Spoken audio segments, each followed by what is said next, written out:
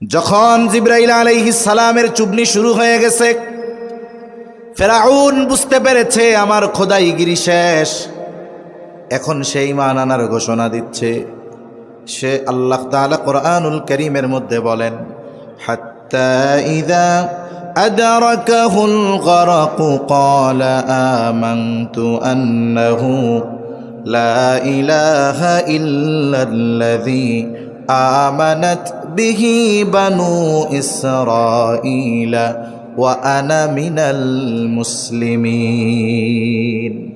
ফেরাউন এবার বলে, আমি ঈমান আনলাম, আল্লাহ ছাড়া কোনো ইলাহ নাই।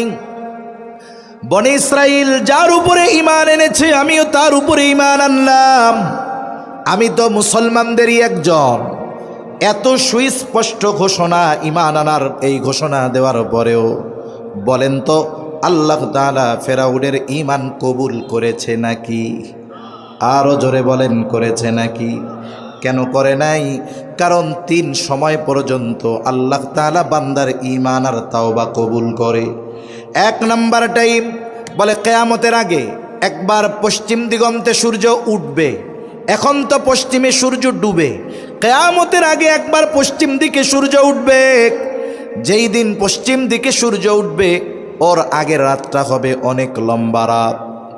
মানুষেরা, বাচ্চারা কান্নাকাটি করবে, গরু ছাগলগুলো আওয়াজ করতে থাকবে। দীর্ঘ রাতের অবসান ঘটবে পশ্চিম দিক দিয়ে সূর্য ওঠার মাধ্যমে।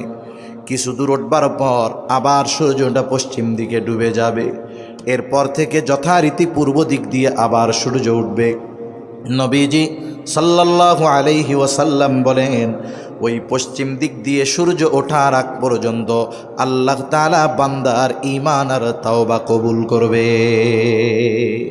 ওর পরে যদি কেউ ঈমান আনে, তাওবা করে, তার ঈমান আর তাওবা আল্লাহ কবুল করবে না। 2 নাম্বার সময় বলে গজব আসার আগে যদি ঈমান আনে আল্লাহ ঈমান কবুল করে। যেমন হযরত ইউনূস আলাইহিস সালামের সম্প্রদায় যেই দিন গজব আসবে ওই দিন ইউনূস আলাইহিস সালামের বাড়িতে গিয়া দেখে উনি নাই। কারণ গজবের খবর দেওয়ার পরে ওনার সম্প্রদায়ের অবাধ্যতার মাত্রা আরও বাইরে গেছে। উনি দেখলো এদের পরিবর্তনের কোনো সম্ভাবনা নাই, গজব তো আসবেই। আবার আল্লাহ তাআলা অতীতের অবাধ্য জাতিকে গজব দেওয়ার আগে ওই এলাকায় যাকে নবী হিসাবে আল্লাহ প্রেরণ করে দেন, নবীকে আগে নিরাপদ জায়গায় সরাইতেন, এরপরে আল্লাহ গজব দিতেন। এই দৃষ্টিকোণ থেকে অতীতের বিষয়গুলোকে সামনে এনে ইউনূস আলাইহিস সালাম আল্লাহ তাআলার পক্ষ থেকে নির্দেশ আসার আগে